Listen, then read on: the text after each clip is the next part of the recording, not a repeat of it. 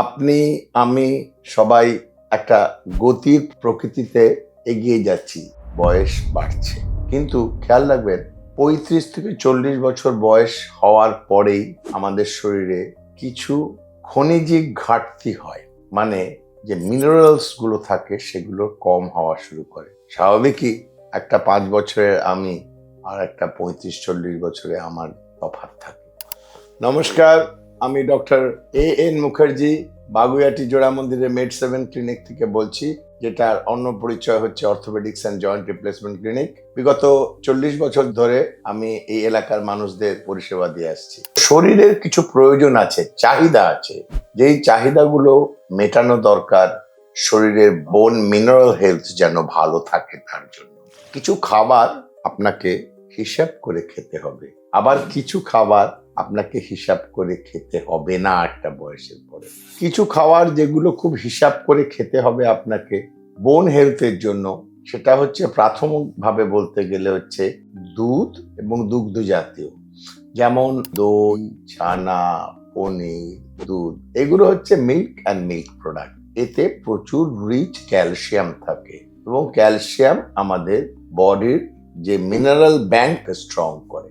বলা হচ্ছে 3 Musketeers, calcium, vitamin D আর magnesium, এই তিনটে কিন্তু খনিজ আপনার শরীরে পুরো থাকতে হবে।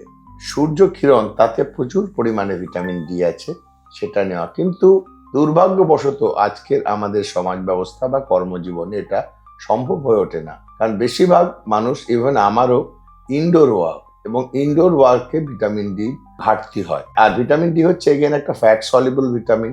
সুতরাং এই ভিটামিন যুক্ত যে খাবারগুলো সেগুলো আপনাকে নিতে হবে বা ভিটামিন ডি সাপ্লিমেন্ট করতে হবে।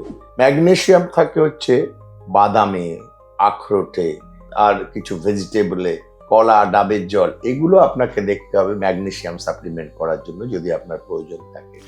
এছাড়া plenty of water, keep yourself hydrated, এটা কিন্তু বোন হেলথের জন্য দরকার। কারণ যদি আপনার কিডনি এবং অন্যান্য জিনিস সব ইকুয়ালি ফাংশন না করে, তাহলে কিন্তু বোন হেলথ প্রপারলি মেনটেন হবে না।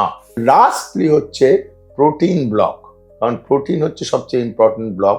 আপনি যদি মাংসাশী হন তাহলে থাকছে চিকেন, থাকছে অন্যান্য মাছ, কিন্তু আপনি যদি মাংসাশী না হন, আজকাল প্রচুর ভেজিটেরিয়ান আছে, তাহলে আপনাকে পনির, সয়াবিন, ডাল, ঘন ডাল, ডালে কিন্তু প্রচুর প্রোটিন আছে, এইগুলো খেয়ে আপনাকে প্রোটিন ব্লকটা তৈরি করতে হবে, তাতে আপনার হাড়ের স্বাস্থ্য, বোন হেলথ ভালো থাকবে।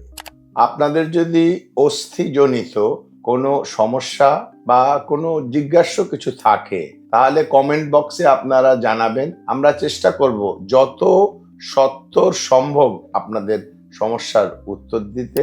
ঈশ্বর না করুক আপনাদের যেন কোনো অস্থি এবং অস্থিজনিত রোগের অসুবিধা হয়। আমাদের Med7 ক্লিনিকে আপনারা যোগাযোগ করবেন। আমরা as a team with our ambulance and everything, আমরা চেষ্টা করব আপনাদের সব রকম সাহায্য এবং সহযোগিতা করার। বাকি এইটুকু বলার যে আমরা আপনাদের পাশে আছি, ছিলাম এবং থাকবো। ধন্যবাদ।